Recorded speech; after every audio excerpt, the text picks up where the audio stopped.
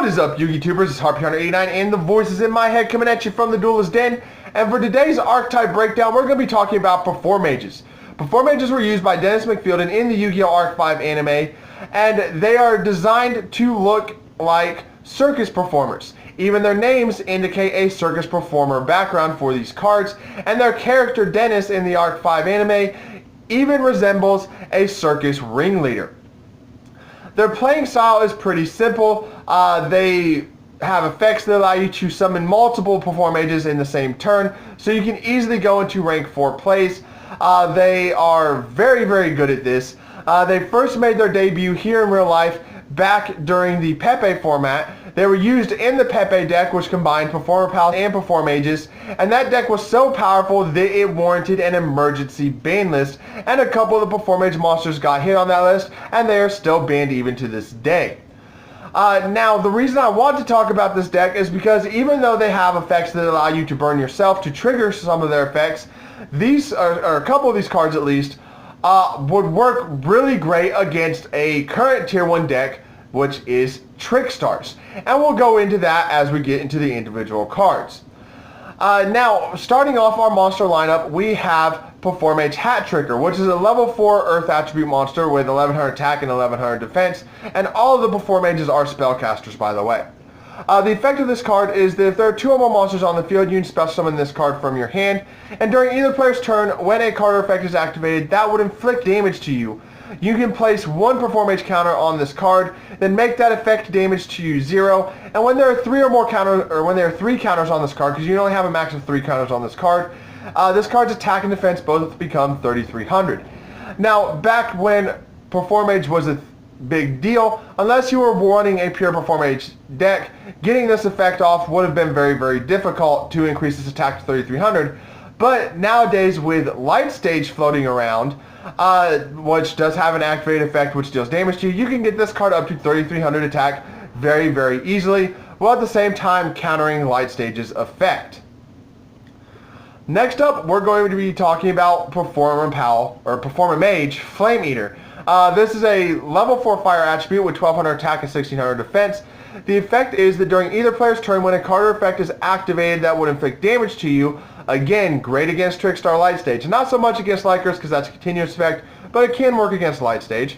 You can activate this effect. You cannot special summon monsters for the rest of this turn except Performage monsters. Also, special summon this card from your hand, and if you do, make that effect damage to you 0.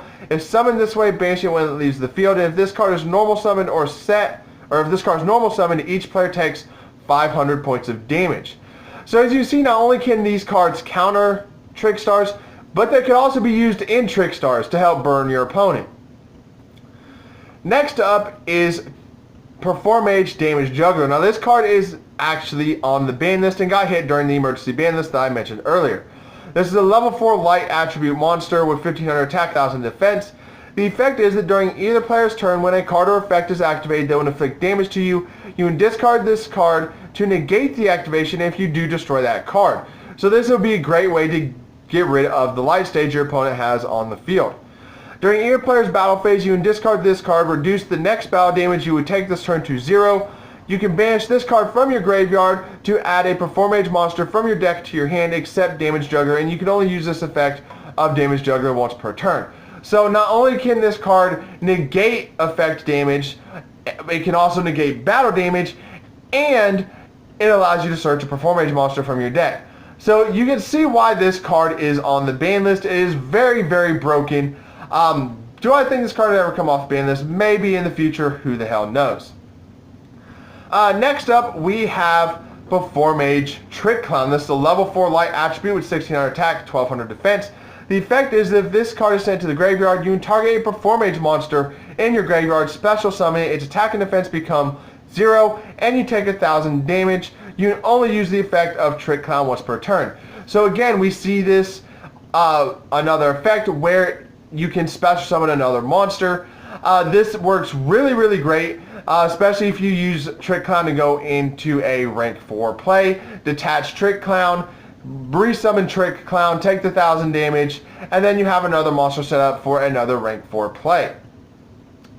Following that, we have Performage Mirror Conductor. Mere Conductor is a level 3 light attribute, 3 scale monster with 600 attack, 1400 defense. The Pendulum effect is that once per turn you target a face-up special summon monster on the field, its attack and defense become equal to its current attack or defense, whichever one is lower, until the end of this turn, even if this card leaves the field. So this is a way to weaken your opponent's monsters.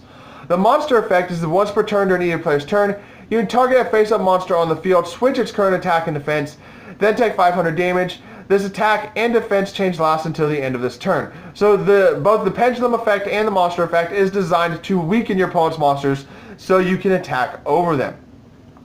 The second Pendulum monster for the deck is Performage Plushfire. This card got hit on the emergency ban list that I mentioned earlier and is still currently banned.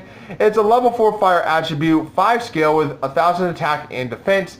The Pendulum effect is that if a Performage monster you control is destroyed by battle or card effect, you can special summon this card from your Pendulum zone, then take 500 damage. You can only use this effect of Plushfire once per turn. So again, another way to special summon a monster so you can go into rank 4 plays. The monster effect is that this card on the field is destroyed by battle or card effect, you can special summon a Performage monster from your hand or deck except Plushfire. And that effect works even if it's in the Pendulum zone or if it's destroyed in the Pendulum zone. So you can see why this card was such a powerful card and got hit on the ban list. The last main deck monster is Performage Stilts Launcher. Stilts Launcher was never seen in Pepe decks, but in a pure Performage deck, this could be good at possibly a 1 or 2 of. The reason you didn't see this card in too many decks though is because of its special summoning effect. The effect is that if there are no monsters on the field, you can special summon this card from your hand. So obviously you would have to go first and open with this card in order to get this effect off. I need a drink of water. Anyway, the effect continues that if you use this effect, you cannot normal summon or set for the rest of this turn. Thankfully, you can still special summon. During either player's turn, when a card or effect is activated, that would inflict damage to your opponent. While you have another Performage monster in your graveyard, you can banish this card from your graveyard to inflict 1,000 or 2,000 damage to your opponent. You can only use the effect of Stilts Launcher once per turn. Now, honestly, that 2,000 damage is very, very powerful because you can easily discard this card to your graveyard to use its effect later on in the duel.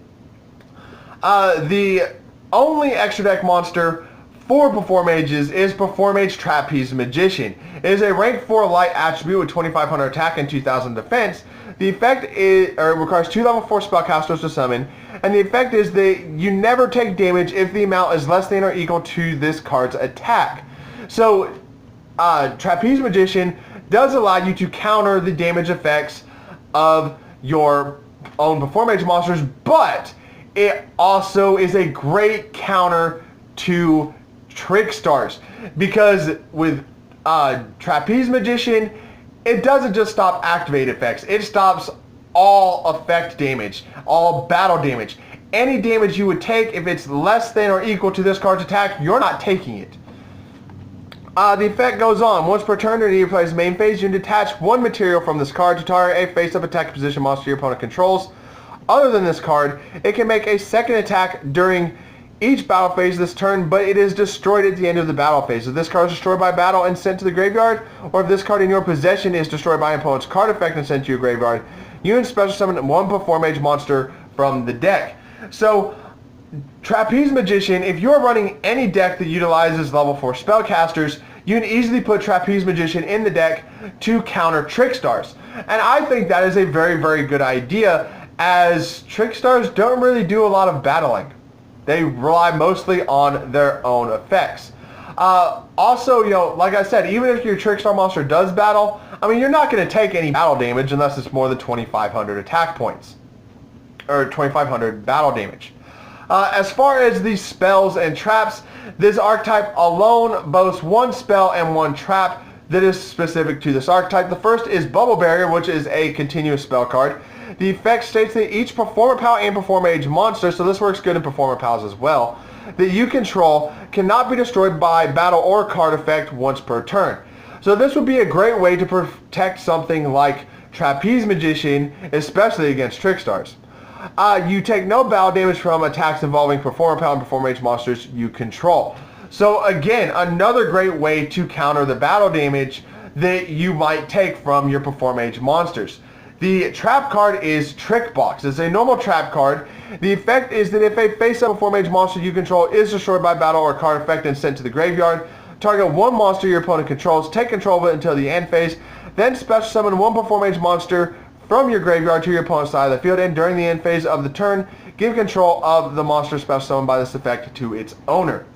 Now this card is not so great because it does give your opponent a monster of yours, but you do get to take control of one of your opponent's monsters as well, so that could be very beneficial. Personally, I don't really see the point of running Trick Box in the deck.